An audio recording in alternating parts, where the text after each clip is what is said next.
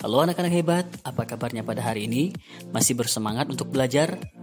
Baik anak-anakku sekalian, kita masih di tema 1 tentang selamatkan makhluk hidup, subtema 1 tapi di pembelajaran yang ketiga. Assalamualaikum warahmatullahi wabarakatuh. Anak-anakku sekalian, seperti biasa, sebelum kita memulai pelajaran, marilah sama-sama kita melafazkan lafaz basmalah. Bismillahirrahmanirrahim. Anak-anak, bagi kamu yang belum mensubscribe channel ini, kamu dapat mensubscribe-nya dulu ya, di like dan share ke teman-teman kalian. Terima kasih. Baik, sekarang kita mulai pelajaran kita pada hari ini. Menjelaskan perkembangbiakan tumbuhan secara vegetatif. Perkembangbiakan secara vegetatif terjadi tanpa adanya peleburan antara sel kelamin jantan dan sel kelamin betina. Tujuannya untuk menghasilkan tumbuhan baru atau tumbuhan dengan sifat baru. Perkembangbiakan vegetatif dapat terjadi secara alami maupun secara buatan. Perkembangbiakan vegetatif alami dapat terjadi dengan cara tunas, umbi lapis, umbi batang, umbi akar, geragi, akar tinggal atau rizoma, dan spora.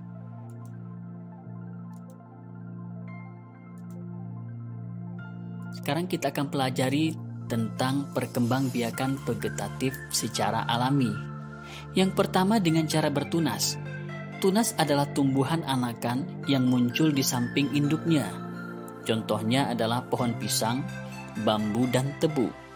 Tunas daun terdapat pada cocor bebek. Tunas yang tidak tumbuh pada batang disebut dengan tunas adventif.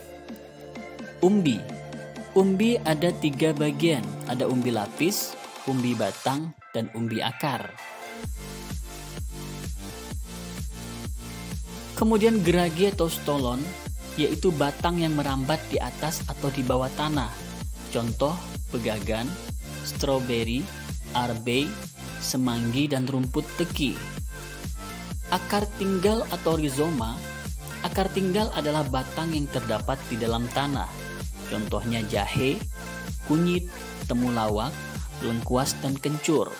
Sedangkan spora terdapat pada tumbuhan paku, lumut, dan jamur. Selanjutnya perkembangbiakan vegetatif buatan itu dapat terjadi dengan cara cangkok, stek batang, stek daun, merunduk, tempel atau okulasi, dan menyambung. Sekarang kita pelajari satu persatu. Mencangkok. Mencangkok adalah cara pembiakan vegetatif buatan yang akan membantu memperbanyak tanaman yang sifatnya sama dengan indukan. Baik anak-anak, mencangkok ini terdapat keunggulan atau keuntungan.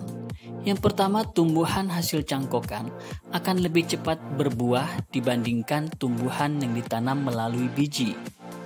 Kemudian tumbuhan yang dicangkok memiliki sifat yang sama dengan induknya.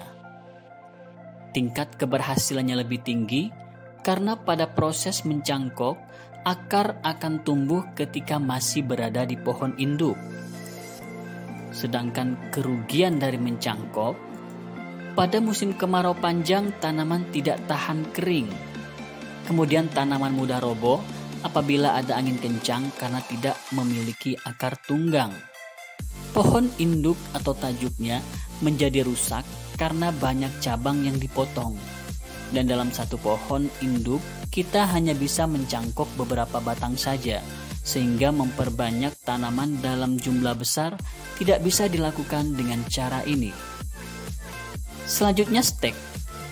Stek merupakan metode menanam tumbuhan menggunakan potongan bagian tumbuhan, meliputi potongan batang, daun.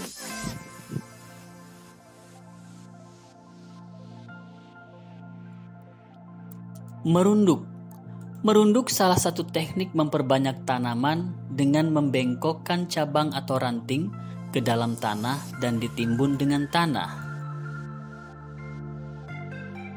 Tempel atau okulasi.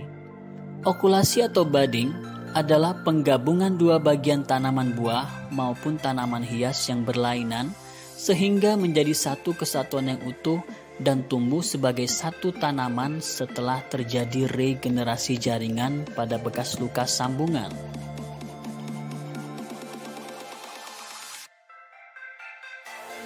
Menyambung. Menyambung adalah menggabungkan batang bawah dan batang atas dua tanaman yang sejenis. Tujuan menyambung adalah menggabungkan sifat-sifat unggul dari dua tanaman sehingga diperoleh satu tanaman yang memiliki sifat-sifat unggul. Baik anak-anakku sekalian, sekarang kita akan membaca teks mengenai tumbuhan sumber kehidupan. Indonesia adalah negara kepulauan yang terletak di garis khatulistiwa. Indonesia memiliki dataran tinggi, dataran rendah, dan perairan. Dataran rendah adalah daratan memiliki ketinggian 0 sampai 200 meter di atas permukaan laut. Hampir semua ibu kota provinsi di Indonesia terletak di dataran rendah. Tumbuhan di dataran rendah adalah padi, palawija, dan tebu. Wilayah pantai termasuk dataran rendah. Indonesia memiliki banyak pantai karena negara kita terdiri atas ribuan pulau. Tumbuhan di wilayah pantai adalah kelapa, bakau, dan ganggang.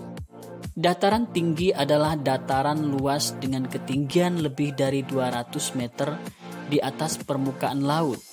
Beberapa daratan tinggi di Indonesia adalah dataran tinggi Dieng, Jawa Tengah, dataran tinggi Malang dan dataran tinggi Tengger, Jawa Timur, dataran tinggi Alas Aceh, dan dataran tinggi Bone, Sulawesi Selatan. Jenis tumbuhan di dataran tinggi adalah teh, kopi, cengkeh, buah-buahan, dan sayuran. Dapatkah kamu menemukan jenis tumbuhan lain yang terdapat di dataran tinggi dan dataran rendah? Baik anak-anak, sekarang tugas untuk kalian. Buatlah kesimpulan dari teks tumbuhan sumber kehidupan. Kalian bisa kerjakan di buku latihan bahasa Indonesia. Selamat belajar. Sampai jumpa di pembelajaran berikutnya. Wassalamualaikum warahmatullahi wabarakatuh. Terima kasih.